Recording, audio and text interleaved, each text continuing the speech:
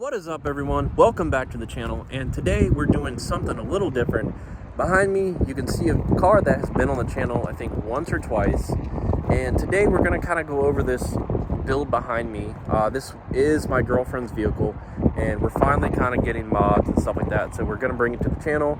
But I'm going to go over basically, is a 4Runner kind of worth the hype in a stock wise way? Like, is it actually a good vehicle to own?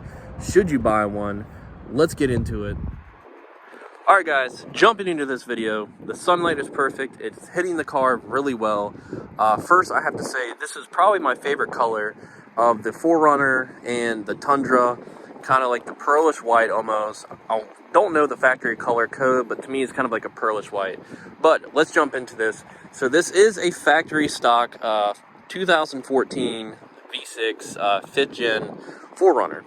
And I know the 4Runners come with different trim packages. You have the SR5, you have the TRD Pro, I think you have like a TRD Trail Edition, and then another TRD Trail or something like that. I think the mods are just a little different. And I know in 2016 or 17, they upgraded the grille, and I think the lights or something like that. And the TRD Pro sits a little higher. But so this one is the Limited. So if you are familiar with the Toyota Tundras, I believe they have the Limited.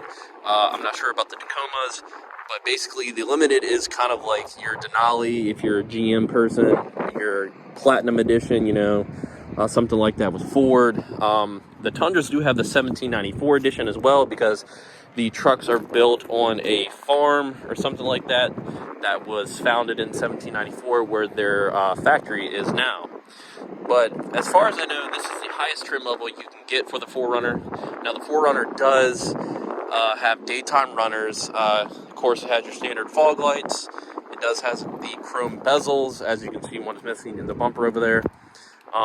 It has your premium wheels, of course. This one did not have step rails when she got it. As you can see, it says Limited right here. It does have your standard roof rack, but we did put the Christmas tree on and hauled. It has your, I believe all the 4Runners, I know the Tundras do it. The back window does go down. It's got your towing capability package. All as far as I know, all 4Runners are off-road capable. It's one of the best SUVs. Right here, you got your turn signal. It is dirt messy in here because this is her daily driver, but you basically have your controls up here. Your C controls, where you can have your standard 1 or 2 custom set. It does have your premium gauge layout, and it has a touchscreen radio, full on leather interior, sunroof and moonroof, and there's all your controls. It has the iPod Connect hookup for your aux, and then you have one as well in here, which she has converted to actually an AC power adapter for you can plug a laptop or anything if we're, you know, traveling on the road. Basically just hook up anything you want, charge your phone, whatever. You got your Starbucks cup. I think I said heated and cooled seats. It has rear climate control as well. And some of the 4Runners, this one does not have it, but they have a third row, which I can't imagine is too much room, but some of them do have a third row and a speaker sub box in here. I'm just not going to open the trunk because she's got a lot of stuff in there. But this one does come with the JBL audio stereo system as well. But overall, this is what you're looking at, and it does have, I guess if you want to call it Brembo brakes, I'm not sure. I know they're like, they say 4Runner on them or something like that. Something special, I guess, for the 4Runner Limited. But basically, this is the best version of the best you can get for the 4Runner. So now, to answer the questions, she has had this car for close to 3 years, and this is what you get factory.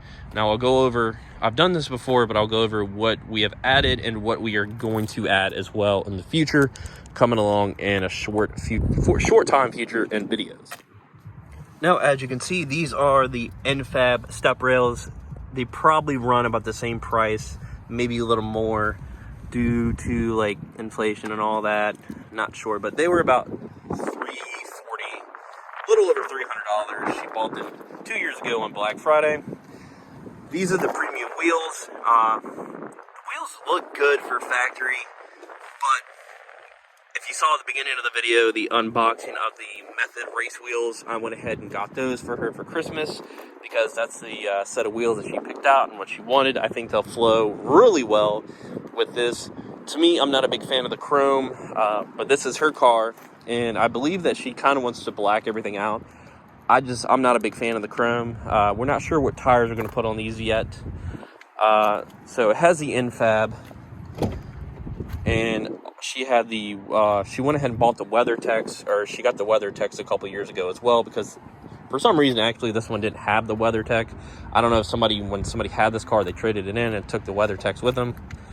This also has basically, and I'm not going to open the trunk, but it has a 4Runner trunk mat. It's basically like the WeatherTech right here. It's supposed to fit to this slide out thing for the 4Runner. It doesn't perfectly fit, but I did buy it from a dealership, and it is the one that's supposed to be in these trucks or SUVs or whatever. But you know, not everything's supposed to fit. So besides the Method race wheels, we're going to upgrade that. She's done the step rails, which do help. You know, they're a little nice. You can basically do all that or whatever. The only other thing that we've actually upgraded was the Teton Workshop handle. So it is a nice little addition to add to these vehicles. They run about $120. Basically the same price that I paid when I got it last year or the year before. I just checked, honestly. And they make them for the Tacomas and the Tundras as well. So that's a little nice add-on. So again, excuse the mess in this vehicle.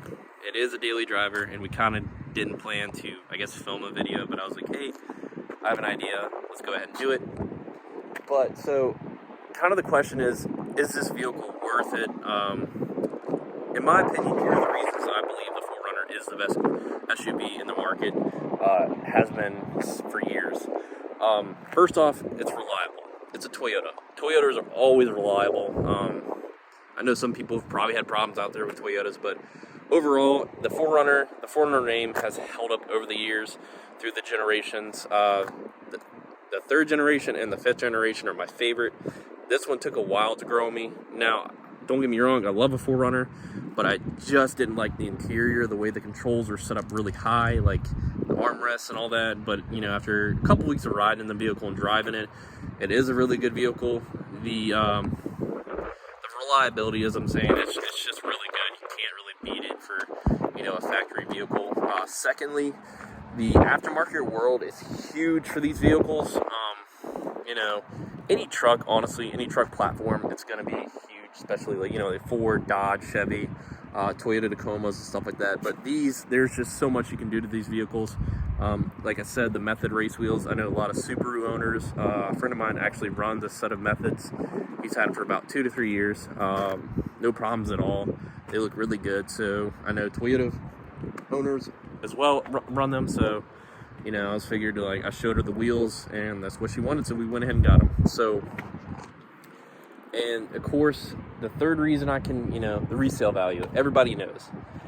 To even buy like late 90s 4Runner, even early 2000s, the fourth generation, again, I'm not a big fan of, but they just hold their value. I remember when I was searching for the Tahoe, I was trying to buy a 4Runner, and I didn't want to pay like the ridiculous amount of price that people were kind of asking for. And I know I say ridiculous, but they really do hold up. That's the thing. I know the value is like there, and even for the, like, they were like 260,000 miles, and people still wanted, like, you know, 7 to 10K for it. And it's crazy. I know not everyone's car out there or older 4Runner is the best. The main problem they had was rusting and stuff like that, and I know that was a big common issue in the 80s, I believe, and it carried over. But this one has no rust. We looked at a few of them before buying this one, and some of them had a little bit of rust, but they were kind of, you know, vehicles that were probably in like Michigan or Pennsylvania and stuff like that, and then, you know, transported down here to Virginia to a smaller dealership or whatever. I think we went to Greensboro, North Carolina. I think that's where we went and got this one. So we did travel a couple hours to get this one, but it was, you know, the one that she saw and basically the one she wanted. But there's just, like I was saying, the aftermarket world, you can do a lot with these. lights, lift kits, wheels, of course tires, cold air kits, exhaust. I'm not a big fan of the exhaust, how it sounds, but that's just me. But I think what we're going to do is add maybe like a 3-inch lift kit or something like that. Nothing too crazy. We do take it off-roading here and there when we go camping throughout the year, but you really just don't need to. And plus, it's really capable of getting through your normal off-roading capabilities, unless you're, like, I don't know, going to the Baja 1000 or whatever the hell it is. That's the only time that I can see, like, jacking the shit up or whatever. But it's just an everyday vehicle. You want it to look good, but you also want it to be able to function really well.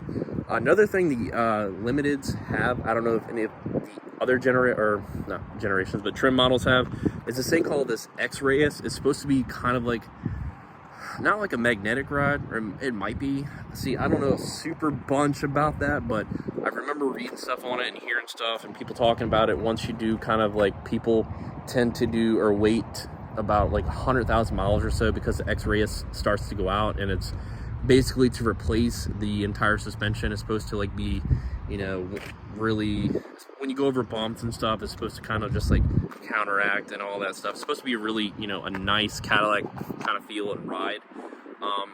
People just go ahead and basically lift these, and they either say it's just as good or it's better, I guess, depending on the kit you go with. We're looking at the Eibach or the Old Man Emu. I know the Old Man Emu is a little more expensive, but it's really good, and I think it's the best of both worlds. It's not, you know, into your Fox suspension prices, but it's a little over $1,000, and then to install and stuff like that, it's, you know, that's probably another $800 or so for whoever installs it.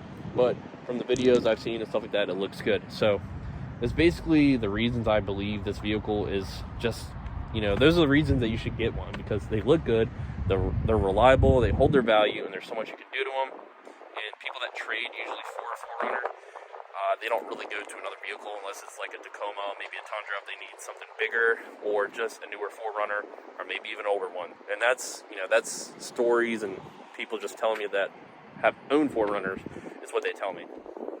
So looking at it again, truck looks really good. I'm gonna make another video going over, I guess, just kind of my complaints that I don't really care for the 4Runner, but I'll kind of go into them a little bit. The chrome, as you've seen in the past videos, if you're like an OG subscriber on this channel for the Mustang, you know that I hate chrome. I don't know, like this right here, it peels eventually. I mean, all, you know, fake chrome and stuff like that peels. I think, like, if the handles were kind of like a black or whatever, they would look good. Overall, I mean, from the factory, everything looks good. I didn't really understand the whole silver roof rack to the chrome accessories around the car. I would have either kept it, you know, white, I guess, from the factory, or just chrome or black to just kind of fit everything together. The control layout is nice, but every 4Runner owner knows that these radios are kind of outdated a little bit. The technology has kind of never been there for this generation, but that also is with the Tacoma and the Tundra. I know that they updated these in, like, I want to say like 2016 or 17, like I said before. They kind of revamped it a little bit with the newer styling and upgraded stuff. They tried to improve it, but it's just kind of, that was like the most complaints about these vehicles, is that's where they lacked everything, was the technology. But I know the newer ones that have come out recently, the 2020 and up, are supposed to be really nice. I've sat in one before, a Tundra, and it's super nice in there. The interior blows this interior away, but this is a really good interior overall. It's a comfortable riding vehicle. Driving, it feels really comfortable. There's no problem. It's just when you have to make a turn, there's no turn radius in this vehicle, and I believe that's just with all the Toyotas, honestly. But I guess it's just a Toyota thing. But those are just kind of the few things that I'll go over. I know the radio, like the sound system, isn't really the best until like 2018 and up, and the radio, this one I mean, it's, you know, almost a 10-year-old vehicle, but the radio is basically, it will, like, when you're driving, it will stop working, stop playing iPod, like auxiliary music or iPod, and then it will just restart itself constantly over and over until, I guess, it fixes itself. But besides that, this vehicle is super reliable. But there's going to be a few things coming to this. We're going to fix kind of the bumper, the gap right there. That was like that when she bought it. But she did get a pretty decently good deal on it before the prices went up because of COVID and inflation and all that wonderful stuff. But that's going to do it for this video, guys. I appreciate you stopping by. Make sure to give this video a thumbs up because it does help the channel out. It does help the algorithm and stuff like that. I kind of just wanted to bring a little more diversity kind of to the channel instead of just Mustang. I don't really care if the video does good, well. I just kind of wanted to put it out there, and I think it's kind of fun to just record and do something a little different. Again, I'm going to make a few videos going through this, the changes, like putting the wheels on and the lift kit, and basically just making a few videos about, in my opinion, the good, the bad, and the whys and hows of the 4Runner and what I believe. But overall, it's a good vehicle, and that's why I believe you should you should get into one, because they're super affordable, reliable, and if you ever want to sell it, holds its value. And you can, unless you're putting money into it, like doing a bunch of stuff to it, if you keep it factory, I believe you can basically get your money out of it. I remember earlier this year, I think it was the dealership or some dealership sent her a letter, basically offering her like $4,000 more than what she paid for the vehicle. But she didn't want to do that. She didn't want to trade it in or anything. She wanted to keep it, so we still have it going on year 3.